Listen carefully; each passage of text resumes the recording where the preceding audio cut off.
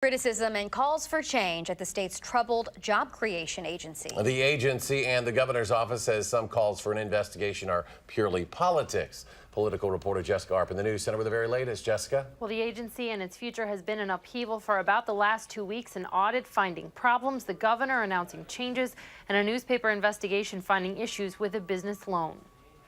We're deeply concerned with the ongoing pattern of inconsistencies. In a morning news conference, Democrats on the board of the state's job creation agency, the Wisconsin Economic Development Corporation, called for an emergency meeting of the board and a federal investigation into loan administration after a state journal report found a state cabinet secretary had lobbied for a loan that ultimately defaulted. As a taxpayer and someone who cares deeply about economic development in this state, as a legislator and a board member, I'm outraged. In a statement, the governor's office called the move political gamesmanship and said that WEDC was focused on creating jobs and does not make decisions based on politics. I think it's excessive.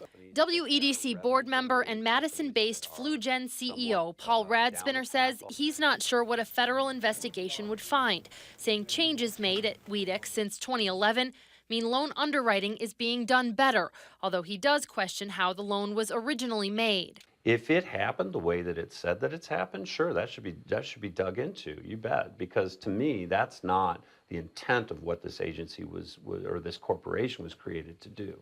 But he's also critical of the governor's plan to quit business loans altogether, saying FluGen stayed afloat with a $250,000 loan from back in 2008. And companies like mine can't go out and get a loan from a bank because we don't have revenue.